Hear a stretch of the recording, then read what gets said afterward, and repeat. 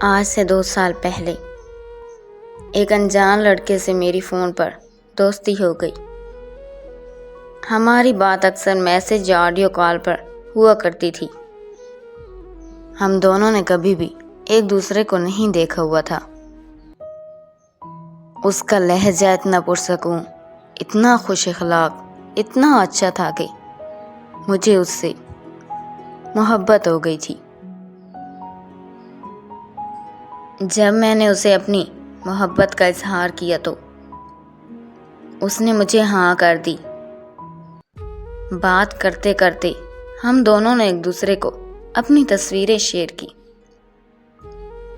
ایک دوسرے کو دیکھنے کے بعد ہماری محبت کی شدت اور بھی زیادہ بڑھ گئی تھی۔ 6 مہینے گزر جانے کے بعد مجھے پتہ چلا کہ جو تصویر اس نے مجھے دی وہ اس کی نہیں بلکہ اس کے کزن کی تھی۔ جب اس نے مجھے یہ بات بتائی تو مجھے اس کی اس بات کا بہت زیادہ دکھ ہوا، کیونکہ جس چہرے کو میں اپنے دل میں بسا کر دن رات پیار بھری باتیں کرتی تھی، بیچارہ اس کا نہیں بلکہ کسی اور کا تھا۔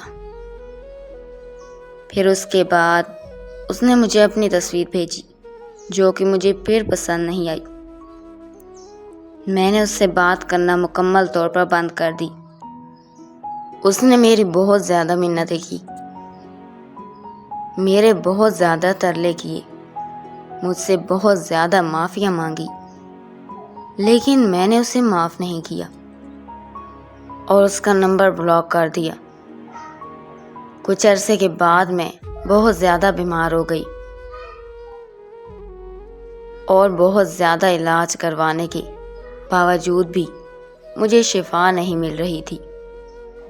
تو مجھے یہ لگنے لگا کہ شاید میں نے اس لڑکی کو معاف نہ کر کے اس کا بہت زیادہ دل دکھایا ہے۔ جذبات کی سزا مجھے اللہ پاک ابھی تک دے رہا ہے۔ میں نے اسے ان بلاک کر کے اس سے معافی مانگی۔ اس نے جیسے ہی مجھے معاف کیا تو اس کے بعد میں جلدی ٹھیک ہو گئی۔ ہم پھر سے ایک دوسرے سے دن رات فون پر باتیں کرنے لگے اور اس بار محبت کی شدت پہلے سے کئی زیادہ بڑھ چکی تھی۔ لیکن قسمت کا کھیل دیکھو کہ اس دفعہ پھر سے میرے ساتھ دھوکا ہو گیا۔ جب میں نے اس کے بارے میں مزید جاننا چاہا تو مجھے پتہ چلا کہ وہ تو شادی شدہ ہے اور 2 بچوں کا باپ بھی ہے، اور اس نے یہ بات اب تک مجھ سے چھپائی ہوئی تھی۔ لیکن وہ نہیں جانتا کہ اسے اس بات کا پتہ نہیں کہ مجھے اس کی شادی کا پتہ چل چکا ہے۔ مجھے اس کے اس دھوکے نے اندر سے بالکل توڑ کر رکھ دیا تھا۔ لیکن اب یہ حالات ہیں کہ میں اس کی محبت میں اس قدر پاگل ہو چکی ہوں کہ میرے لیے اسے چھوڑنا شاید اپنی زندگی کو چھوڑنے کے برابر ہے۔